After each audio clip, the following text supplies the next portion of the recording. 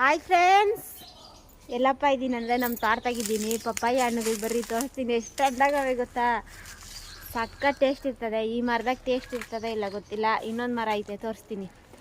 ಸಿಕ್ಕೊಬಿಡೋಣ. ಎಷ್ಟು ಚೆನ್ನಾಗೈತೆ ನೋಡ್ರಿ.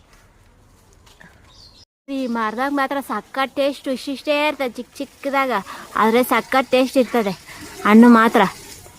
ಯಾರ್ಯಾರ ಮನೆ ತಗೆಲ್ಲ, ಯಾರ್ಯಾರ ತೋಟದಾಗೆಲ್ಲ ಪಪ್ಪಾಯ ಗಿಡ ಐತೆ ಅಂತ ಕಮೆಂಟ್ ಹಾಕಿ ನೋಡ್ರಿ. ಇದೆಲ್ಲ ಚಿಕ್ಕ ಚಿಕ್ಕದಾಗದೆ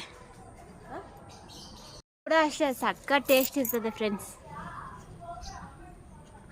ಚೆನ್ನಾಗೈತೆ ನೋಡ್ರಿ ಹಣ್ಣು. ಅನ್ಸಲ್ಲ ಆದರೆ ಪಟ್ಟೆ ಹೊಡೆದಿರೋದು ಬಂದು ಒಬ್ಬಟ್ಟು ಮಾಡಿದ್ರೆ ಸಕ್ಕ ಟೇಸ್ಟ್ ಇರ್ತದೆ.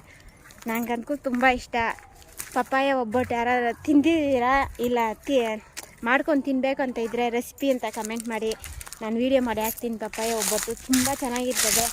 ಆಮೇಲೆ ಫಸ್ಟ್ ಹೋದ ವರ್ಷ ಬಂದೆ ಹಲಸಿನಕಾಯಿ ಇಟ್ಟಿತ್ತು, ಪಾಪ ಕುಳ್ಳೋಯ್ತು.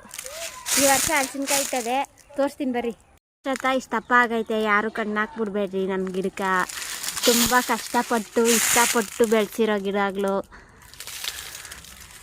ಒಂದೇ ಒಂದು ಕಾಯ್ತಾ ಅದು ಕಾಯಿ ನೋಡ್ರಿ ನಮ್ಮ ಗಿಡದಾಗ ಎಷ್ಟು ಬಿಟ್ಟದೆ ಅಂತ.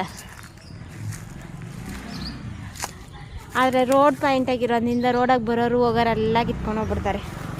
ಏನು ಮಾಡೋದು, ತುಂಬ ಬೇಜಾರಾಯ್ತದೆ.